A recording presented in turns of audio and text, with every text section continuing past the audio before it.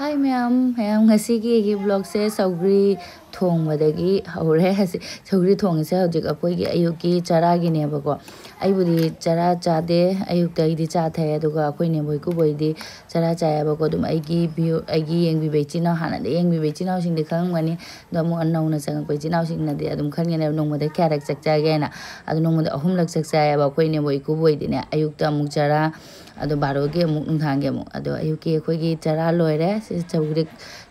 chamthong le re papor ga duga tonga tilhau tawna melani pung 3 makhai ta gare je ado ine boi dingan gana cha ya ba ko yum da su si thok loi thok le se seksa ne bai to gudu seksa ding de hairam ma ga dei ba han ne chong ni do ni loi hao càng chui mà đi càng chui với gia đình đi hay là mình mà đi gia đình đi hay gì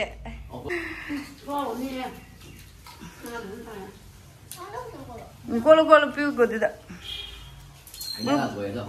hao này đó nè hồi đi xin na ở cái chắc chắn như này đi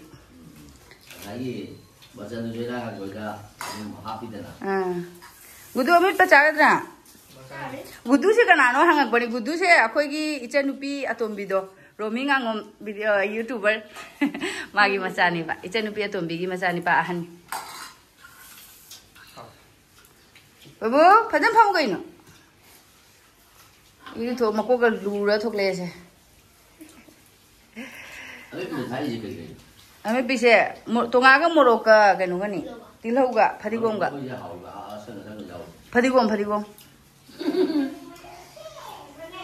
ha moi makada chakchana hori aduga ina mathakta karakpani iche se ngarang engonda uti chani yenam khatang piro haibani abako ado aije ngarang lai khrom chalu kholuba ma tawduna pihaudre ngasi oina piragena khara lelini hoji sonu chakcha loiraga tarawa loiraga thinjaurani poche yum dagi porokpade te kemdi kano leitre hawai changwai heng thonga samina ba haidoni sagalawai kai gadi anamba khara poropasiga aduga sigi se ghinam nambi morok ne ba ko ado loina khara yelage duna manga taruk dumaina sum pirage sene cheogi sonona puja kharani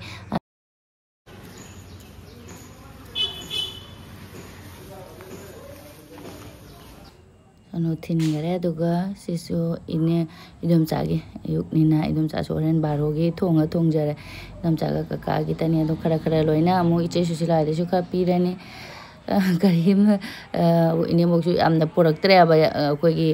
train tha ga thajinga mamang da lam do re de keno to ga da ba ada ye ni hawai jengwai de dum samina ba hai do ne khallaga ta khalle dum sine idom cha gi piurani aduga agi amu lukha chako mamang di loisela kon pheng di ai thak loi ra pheng do ge na ai gi su cha loi re chempak tha do ra cha ra ni ine bu gai ko bu ga se hippi pam tha bi ram bai na siga pam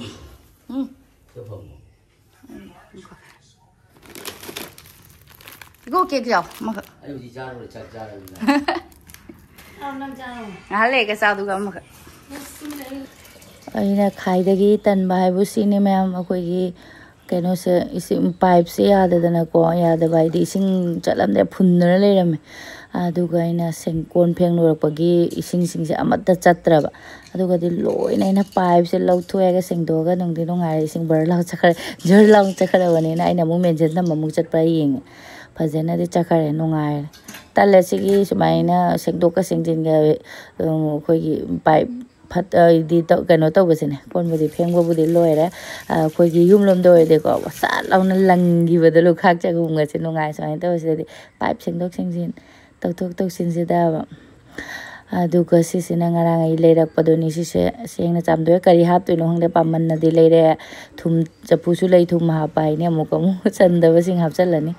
aduga thakpa chaba loira bani na hauji angang sing je chak sa loibaga amu yum dagi mama na ka pirakpa les kurkuri ke sing do lotho bada si chapo sing se fangne ne ko sigi kaino si sing se rubber gi pot se rubber kari nu khang de si se kai hai do nong de sana pot ne ba ko moi cha na ba manung de phang ba do ase yamuk tingjan ya ma gol ko kai hai ne marble mai to ba si di hana de su lei ba sisu loi lauthoi sisu ising tinga ka chawthui ai khangdi baidi sisu hapchallage punna aduga ising adang hapaga hayengumada chawthorakadra khangde sidi aina glass sida hapchanba phajabani aba ko sumaina yengbase last loi hapchalle duga ising hapchallage hoji hojikti mase pop thorakpadi oiro blur hekta chatli jang phone se nahan gi video ma clear oide ai se gyan ta adre isu ko genu clear oide ai se mi comment ani khakti oina di lai ko video de clear oide paru go sonu ge yerum cha bagi numito adugi video du oira mar mai ising khara ising yamal laba kaino katang khaido khra baina makha da loina kaino tawanina makha lay khare aduga sena hojing ngarang se aina silupa marphu da lerak pani kati jeng thau kati sena thauga da thoroi da de laifam dagi lerak pani ba adu phi chapne yang agi maka yot ki leramba do makok thu dekhi bde dum makok se pan mangam da dana dum leire aduga sisina phanigam pore ne bogi phajaba phanik se matai rani aduga sisina ine mokja phi pore ine ba ko sise akhoi gi ai college da akhoi ai women college da makpagi adugi dress male akhoi gi dress ai college ki dress ni sise ando ine bokna puraga lai ni se phi se kai de no di khangde si puri sisina ine bokna ayu nung thang lina na bagi top tu wen hai ba ko ado sisina top tu phi je khusa ma cha roi sise ina ine bok sina puri litana nungai roi hai ba ko pa phone video calling taw rei jang sarak sida hawai thongba sa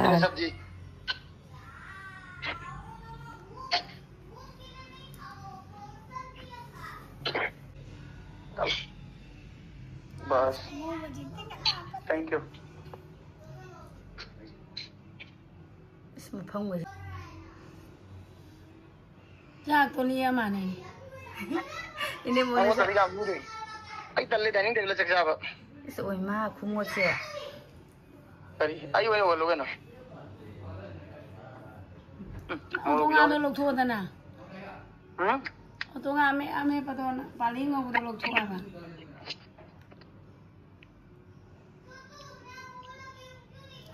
to nga ngo ba jaw dro ba हम बोलते हैं room ना ngầu quá phải nè sẵn ta miền cha là phải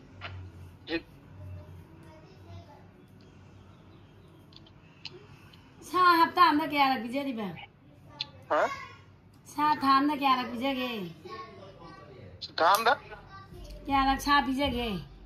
hấp tam đó anh đi nga mà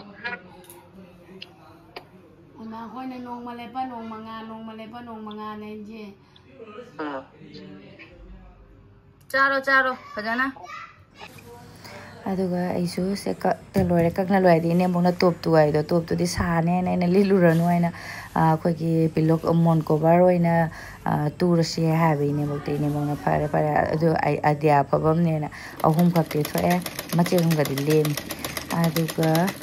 ani se tai loire ga tam tour ge mon cover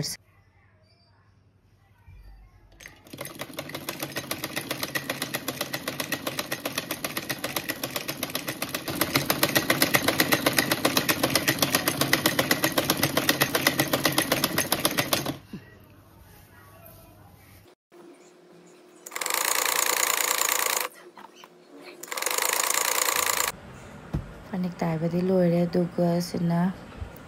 on cover gi se tu bo hawrage sa bodi sa ne sisu adu su mo pa phi mon cover ko gi khudei mate ga ma khangam dai da ko asmaina khanjala su thara su ya ne ba ado ama khaktang di ture sumaina tauna sumai thokna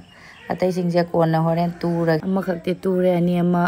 horen kona cha ka tho chakcha loiraga muk tu ba hain ga hojik se chak thokma matam di yaure la la bani da jong ne hainau se ko khaire bi jage to bai loi pum loi ra me bana han ge do mari se loi soi do ge ayeng di bazar ni na mo lei ba ya ne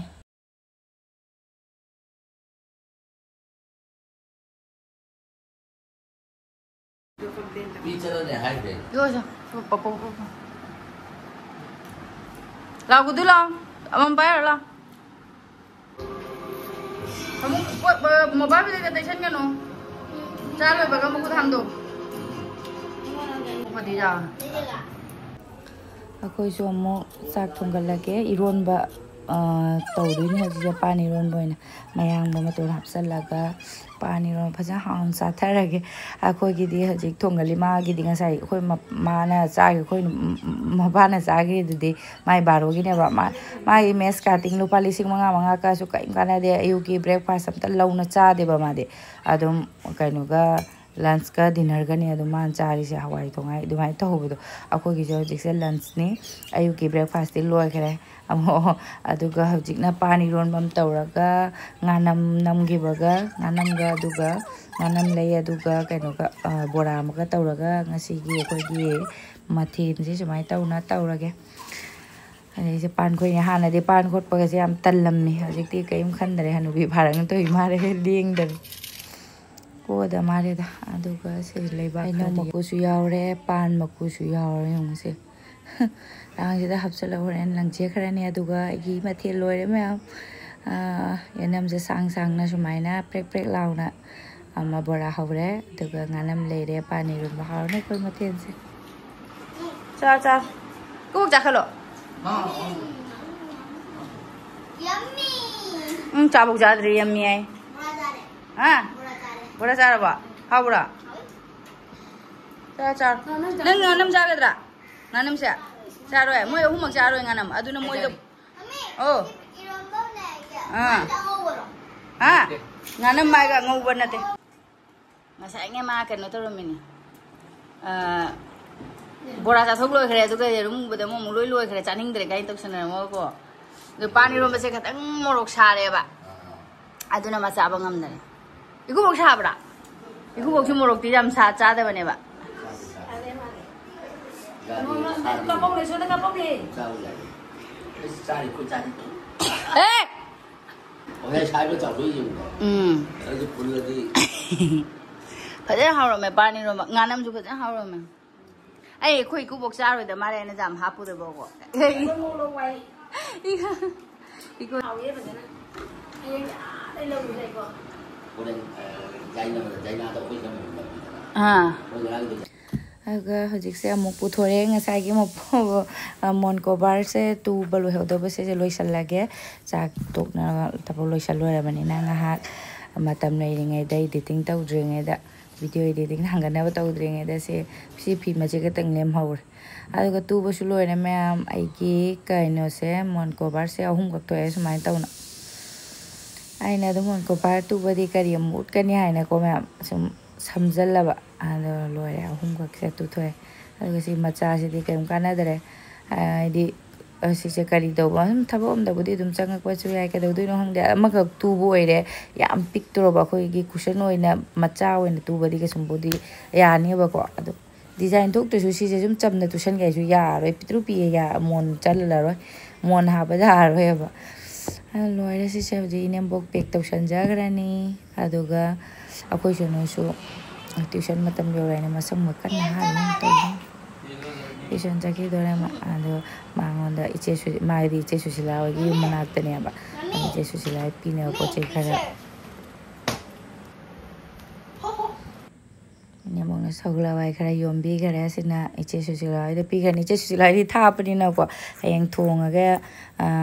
ai di samina ga da bodo nungai ro aduna dum khara charam ta chana bai khara pi khara ge ani idum chaw de di pi dre sina ina idum cha de thonga chamina ra si dum cha hai bai dum cha na kaka su cha de dum thonga ga idum cha budi cha ba dum tawra ga khoi di nakna banina hijang tengo da mam hana ra ga cha ra ya adai che su slai su kai ti pininga le tamina anan ba khara ga adugo saglo ai khara ga aduga iti ginam na mi morok simga khara ga manga tauna dum yele sumai taun ini mong na happy day ni adiga si je yom salaga sono da pi gani sono na che su ga pi jara man mulla ai phone tau gani se lambi da le ramai aga nong bula ba kai nong lai ko gi pi lotion garani nong seung ne mathak ta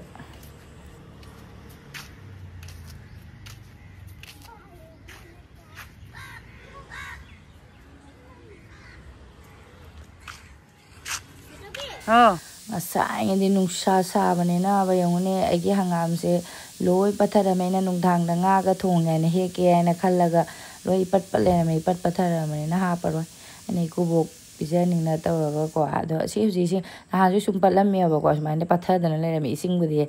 chai bi re huji sing chai no ngala pada budi tik tik na budi le ramani ado ga yeng oina dum thonga nga si wakal nungai te sumai na he kharaga chawai do ado withar haidara bani na haidara ni ising hapchalamina ising chai bi ra bani na ba ko tekhatjani ngahak lega ado ma'am agi video si matang sida loisanjarage mathangni video da muk thengnares bye.